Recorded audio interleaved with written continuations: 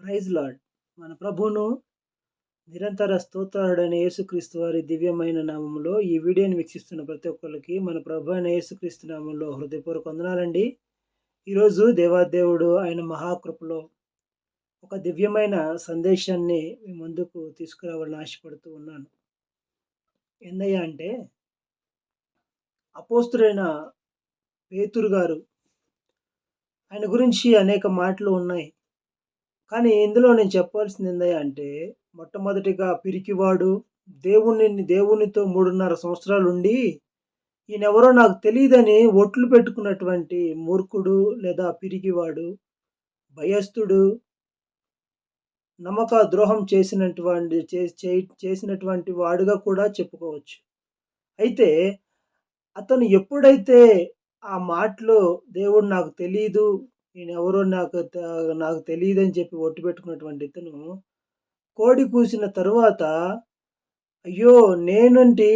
ఇతనితో నేను చావవలసి వచ్చినప్పుడు కూడా నేను చస్తాను గానీ, నువ్వు ఎవరో తెలీదని నేను అనను అన్నటువంటి అలాంటి మాట చెప్పినటువంటి నేనేంటి, ఈయన నాకు తెలీదని చెప్పటం ఏంటని ఎంతో రొమ్ములు కొట్టుకుంటూ అనగా ఇట్లా బాదుకుంటూ, అయ్యో! నా దేవుడిని నేను అప్పగించిన, తెలీదని చెప్పానా అని అతను అలాంటి పశ్చాత్తాప హృదయం కలిగిన వాడు.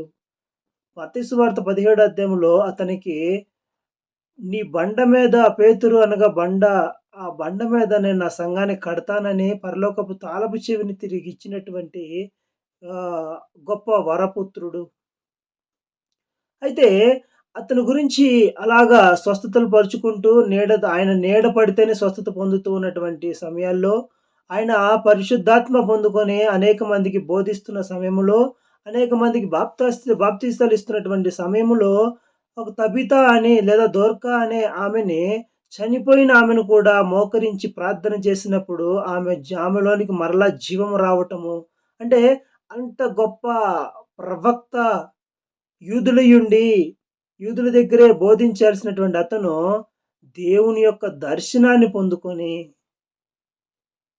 సకల జనులు అందరికీ యేసుక్రీస్తు అందరికి ప్రభువు, అందరికీ విమోచన, అందరికీ రక్షకుడు, అందరికీ ఒక దేవుని యొక్క దివ్యమైనటువంటి ప్రణాళిక అందరి పట్ల ఉన్నదని, అందరిని కృప చూపిస్తాడని, అందరి మీద తన యొక్క సన్నిధిని ప్రకాశింపచేస్తాడని తెలుసుకున్నాడు. యూదులకే వాక్యాన్ని బోధించాలి కానీ, ఇతనైతే అన్యజనులైనటువంటి వారిలో ఇటాలీ పటాలములో ఉన్నటువంటి శతాధిపతి అయిన కొర్నేలి గారు, ఆయన కైసరులో ఉన్నాడు.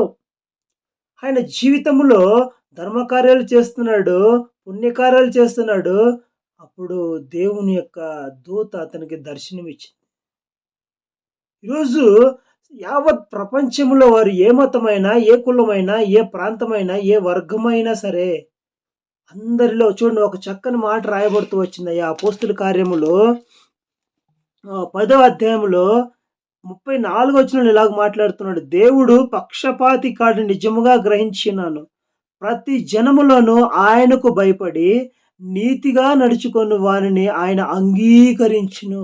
ఎంత చక్కని మాట అండి. ప్రతి జనములో, వాళ్ళు అల్పులైనా, గనులైనా, పేదవారైనా, వారు ఎవరైనా సరే, దేవునికి భయపడు వారి మీద ఆయన కనుదృష్టి ఉన్నది. వారి ప్రార్థనల మీద ఆయన చెవులుంచాడు. ఎంత గొప్ప దేవుని యొక్క వాక్యం అండి. ఆయన నిజముగా నేను గ్రహించి ఉన్నానంటున్నాడు. ఎందుకయ్యా అంటే, ఆయన అపోస్తుడు, ఆయన అభిషేకం కలిగిన వాడు, దేవుని యొక్క దివ్య దృష్టి కలిగిన వాడు.